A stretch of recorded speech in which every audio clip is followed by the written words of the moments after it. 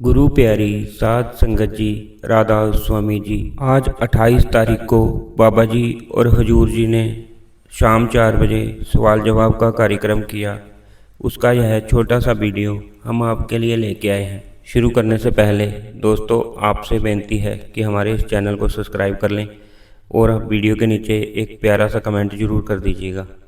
सबसे पहले एक भाई ने पूछा, बाबा जी जिसको नामदान मिल जाता है क्या उसका जन्म मरण का चक्कर खत्म हो जाएगा? क्या नामदान लेने का मतलब 84 से मुक्ति है? बाबा जी ने कहा, बेटा नामदान लेने का मतलब ये नहीं कि हमें मुक्ति पक्के तौर पर मिल ही जाएगी। नामदान लेने का मतलब तो सिर्फ यही है कि हमने स्कूल में दाखिला लिया है।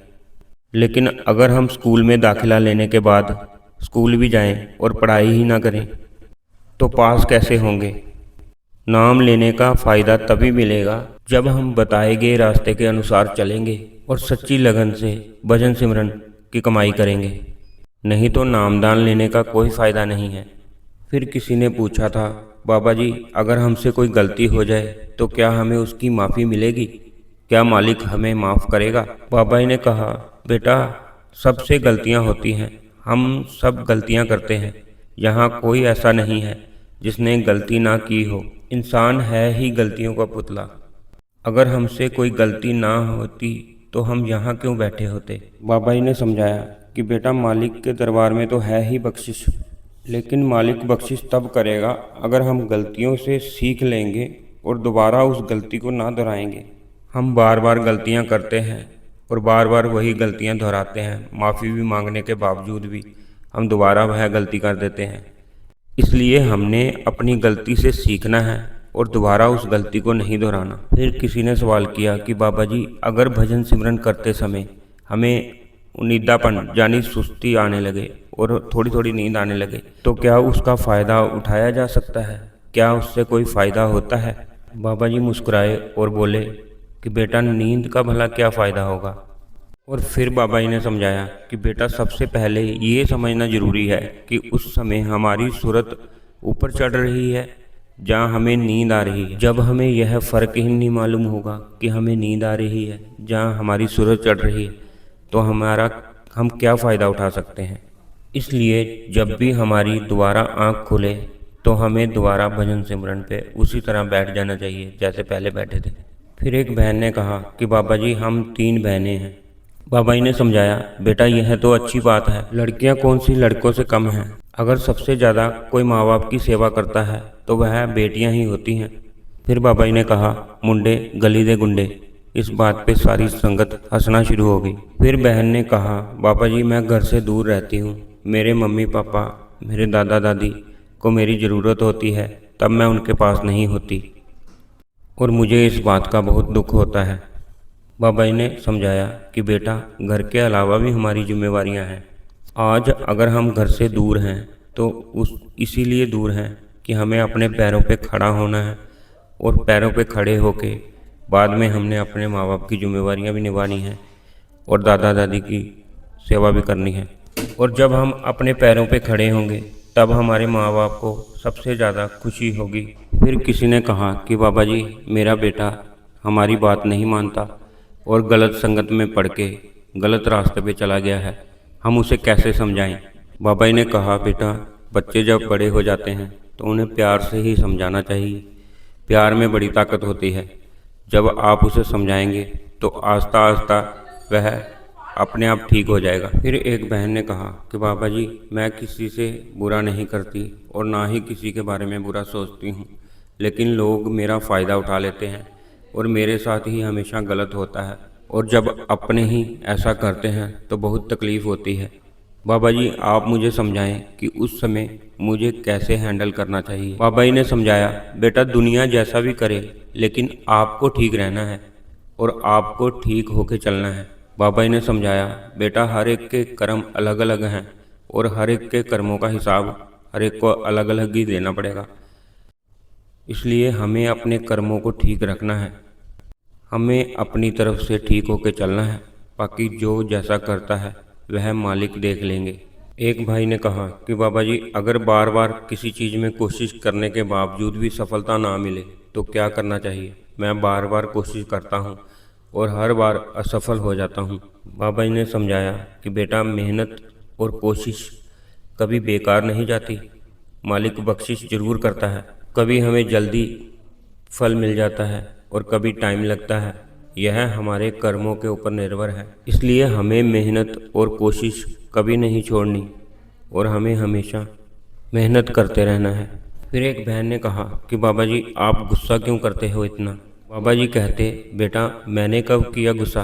बहन कहती, नहीं बाबा जी, आप गुस्सा करते हो जब आप सत्संग करते हो, तब आप गुस्से में करते हो। बाबा जी ने कहा, बेटा, मैं मालवे का हूँ, हमारा स्टाइल ही ऐसा है। और फिर बाबा जी ने हजूर की तरफ देखा और कहा, ये भी मालवे के ही हैं।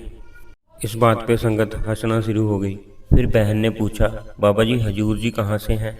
बाबा जी ने जवाब दिया, मोगे से। और फिर बाबा जी ने हंसते हुए कहा, मैं भी मोगे से ही हूँ और हम दोनों से बच के रहना। यह बात सुन के संगत बहुत ज़ोर ज़ोर से हंसी। फिर एक बहन ने सवाल किया कि बाबा जी, अगर कोई हमें इनविटेशन पे बुलाए किसी धार्मिक जगह पर, तो क्या हमें जाना चाहिए? और बहन ने कहा कि बाबा जी, आप तो हमेशा जाते हो, तो क्या हमें जाना चाहिए? बाबा जी ने कहा, बेटा, धर्म स्थान पे जाना तो अच्छी बात है, जाना चाहिए, लेकिन हमें उसे सिर्फ एक कार्रवाई बना के नहीं आना, वहाँ जाके उसे अमल में भी लाना है। फिर एक भाई ने सवाल किया कि बाबा जी, डेरा ब्यास में इतनी संगत क्यों बढ़ती जा रही है? बाबा जी ने कहा, बेटा, ये सब मेरा कहना नहीं मानते, इसलिए यहाँ बैठे हुए हैं। अगर कहना मानते होते तो कोई भी यहाँ नहीं होता। फिर एक भाई ने कहा कि बाबा जी, सफलता क्या होती है? बाबा जी ने समझाया कि बेटा, असली सफलता तो मन की शांति है। बाबा जी ने कहा, हम सफलता पैसे को लेकर समझते हैं कि जिसके पास ज़्यादा पैसा होगा वही सबसे ज़्यादा सफल है, लेकिन ऐसा नहीं है। जिसके पास मन की शांति और खुशी है वही सबसे ज़्यादा सफल है। कोई थोड़ा सा ले पाकर भी बहुत ज़्यादा खुश है और कोई सब कुछ पाने के बावजूद भी खुश नहीं है।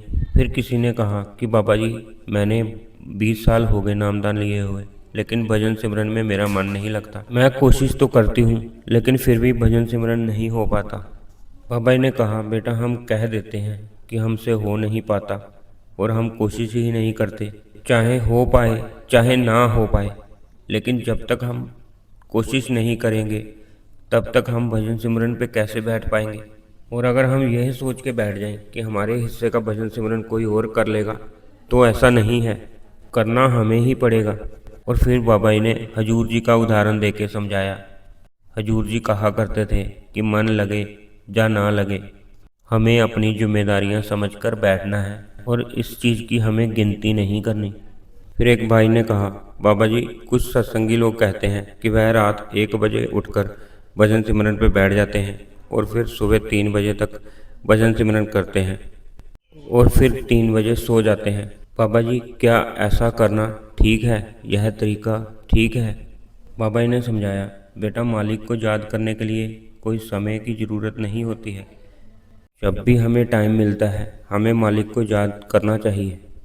यह काम हम किसी भी टाइम पर कर सकते हैं, चाहे सुबह 3 बजे करें, चाहे उससे पहले, और चाहे दिन में कभी करें। सुबह 3 बजे उठकर भजन सिमरन करने की सलाह इसलिए दी जाती है कि उस समय वातावरण शांत होता है और हमारा मन भी शांत होता है। इस समय भजन सिमरन करने से ध्यान जल्दी लगता है और सुबह सुबह भजन सिमरन करने के बाद हमारे दिन की शुरुआत अच्छे तरीके से हो सकती है। सुबह के समय हमारा मन खाली होता है, जिससे ध्यान लगना आसान हो जाता है। लेकिन मालिक को याद करने का कोई निश्चित समय नहीं है। जब भी तुम्हें टाइम मिलता है हमें मालिक को याद जरूर करना चाहिए। एक भाई ने कहा कि बाबा जी, जैसे समझाया जाता है कि सिमरन मन में करना है, लेकिन मैं मन में सिमरन कर नहीं सकता, मुझे जुबान का सहारा लेना पड़ता है। बाबा जी ने कहा कि बेटा, शुरुआत में जुबान का सहारा लेना पड़ता है, वह तो स्वाभाविक है, लेकिन बाद में समय के साथ आस्ता आस्ता आदत बन जाती है। फिर बाबा जी ने एक उदाहरण देके समझाया कि किसी भी काम की शुरुआत में हमें उसकी आदत नहीं होती, लेकिन जब हम लगातार किसी चीज़ को करते हैं तो हमें उस चीज़ की आदत हो जाती है और फिर हमें पता भी नहीं चलता कि वह काम भी हम कर रहे हैं और उसके साथ साथ कोई दूसरा काम भी हम कर रहे होते हैं। बाबा जी ने कहा, लगातार करते रहेंगे तो एक दिन हमें अपने आप आदत पड़ जाएगी। फिर एक लड़की ने बाबा जी से कहा कि बाबा जी, अगर हमें अपने को खोने का डर बार बार सताने लगे तो क्या करना चाहिए। बाबा जी ने समझाया कि बेटा, हमें यह बात याद रखनी है कि इस दुनिया में कोई भी चीज़ स्थायी नहीं है। जो भी आया है उसे एक ना एक दिन जाना जरूर है। यहाँ हर कोई एक तय समय के लिए आता है और फिर चला जाता है। अगर तुम इस डर में जीते रहोगे कि कोई हमें छोड़ के चला जाएगा तो तुम अपना आज भी खराब कर लोगे। इसलिए आपको व्यर्थ चिंता नहीं करनी है। तो दोस्तों, यही थे आज के सवाल जवाब जो 28 मार्च को बाबा जी से लोगों ने पूछे थे। वीडियो देखने के लिए आपका धन्यवाद। और अगर आपने चैनल को सब्सक्राइब नहीं कर रखा तो कृपया करके चैनल को सब्सक्राइब कर लें और बेल आइकन को भी ज़रूर दबा दें और वीडियो के नीचे एक प्यारा सा कमेंट ज़रूर कर दें। राधा स्वामी जी।